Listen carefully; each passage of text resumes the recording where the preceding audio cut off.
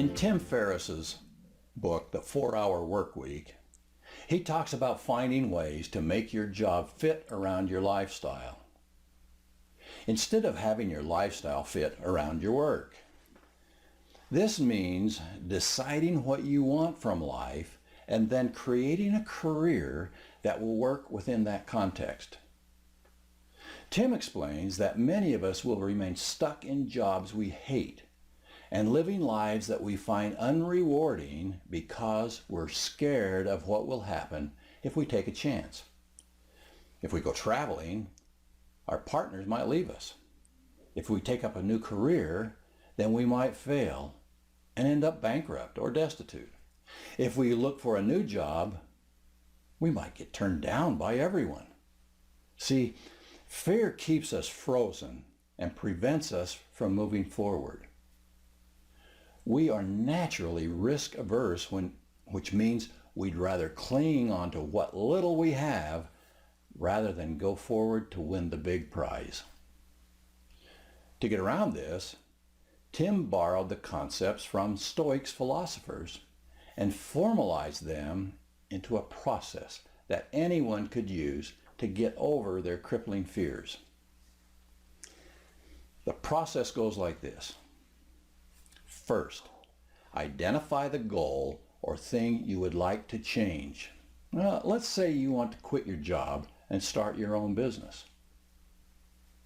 Next, write down all of the things you are afraid of, all the things that could cause you to feel anxious, and all of the things that could go wrong. Okay, first, your partner might think you are irresponsible and they might leave you. Second, your new business might fail and you'll be left with debt. Third, your house might get repossessed. Fourth, you might end up vagrant. Fifth, your friends might laugh at you. Sixth, it might all go to plan, but you find you hate your new position even more. So you get the idea. This list could go on and on. Now, score each of those things on how honestly likely they are to happen. Would your partner really leave you? Now, that's unlikely unless there are already problems in your marriage to begin with. So we can give that a 2. Would you end up destitute, or would you probably find another job, even if it's a step down from what you're doing before? Maybe you even find out you like that one. So give that a 3. Next, do these things really matter? Okay, score them from 1 to 10. If your friends judge you, who cares? Now, you're going to go through that list again, and you're going to write down all the things you could cope with when things go wrong. These are your contingency plans and the things that you could do to cope. For instance, if you ended up broke, well, you could get some little welfare if you need. You could dip into your savings. You could ask your parents for help. You could take on a part-time job. If your partner left you, you could fulfill that dream of traveling the world. Okay, now go through the list another time. This time, write down all the ways you can mitigate the risk so that it is less likely to happen. Okay, one of the big ones is you're worried about getting into debt.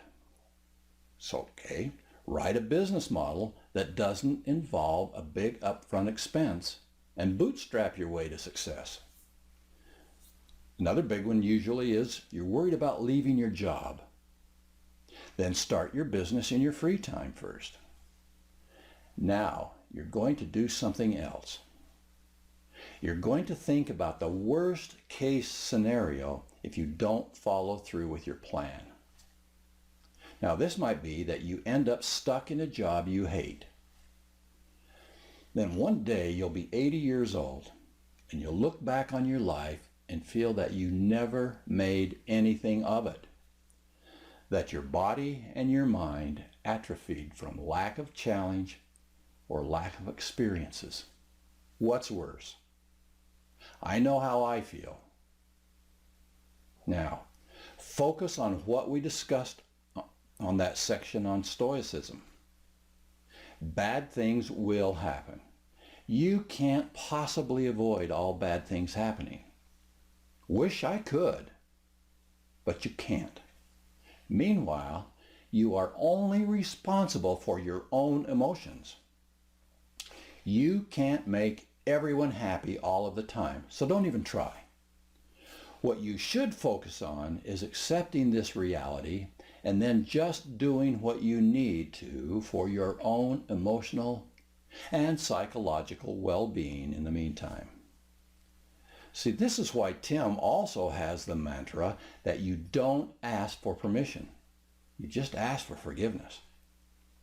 If your partner is going to be unhappy that you travel, that you take up a business of your own, well, so be it. You can't live without taking chances because of someone else for your whole life. Or you will be filled with resentment and you'll end up leaving your partner anyway. And you could die tomorrow or lose your legs in a car accident. Maybe your partner might run off with another man or a woman.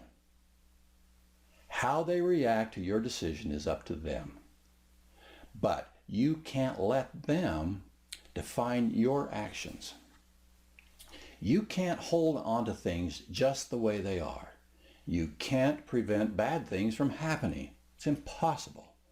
All you can do is live life to its fullest and richest right now.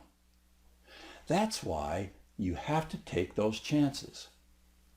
If you are controlled by fear and anxiety, you know this, but you desperately want to change, then here are some things to avoid, especially if you want to make a change that is dramatic. Now, while you may have been born with your anxiety disorder, that's different than feeling anxious. That doesn't mean certain choices and lifestyle habits aren't making it worse. Now think about the following list, which includes some things that can trigger your panic attacks or worsen your anxiety. See, managing anxiety disorders is much easier when you can avoid these things. Now the first one, number one on the list, always is being around negative people. The people you choose to spend time with can make a bigger impact than you might imagine. So if you're already struggling with anxiety, such as with generalized anxiety disorder, you are prone to panic and worry on a daily basis. If you are spending a lot of time with pessimistic and negative people, their negativity can trigger your anxiety. It makes it harder to be around them, and every time they are upset or venting about something, it causes all of those panic symptoms in you. So try to surround yourself with positive people that uplift you. Find one friend that seems to suck out all the oxygen when they come into the room. Okay, be careful consuming stimulants, because stimulants can also be bad for you if you're prone to anxiety and panic attacks. Try to cut back on stimulants like caffeine, sugar, and alcohol. These all will add to the amount of anxious feelings you have and can even lead to more frequent panic attacks. Start slow by gradually decreasing the amount of coffee you drink each day, and trying to cut back on the sugar too, and even the chocolate. Now, with alcohol, the sooner you can quit or cut back, the better off you will be. Now, talk to a doctor if you're struggling with quitting stimulants.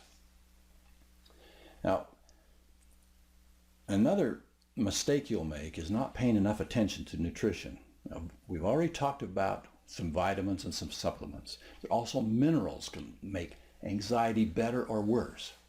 So when choosing what you will eat on a daily basis, don't forget about your proper nutrition. Focus on foods that allow you to have plenty of vitamins and minerals through natural food sources. Some of the nutrients that are good for natural anxiety are the B vitamins. Again, we mentioned vitamin D and also vitamin C. You remember we also want to get a good share of omega-3 fatty acids every day. Get those from grains and fish. Now, living a sedentary lifestyle is also very helpful to get up and start moving, okay? With regular exercise, you boost the serotonin levels in your brain and help to release those endorphins. These happy chemicals increase your energy and happiness and can also have a very positive impact on stress and anxiety.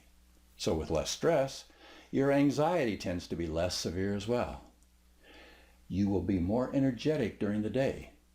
But interestingly enough, you'll sleep better at night.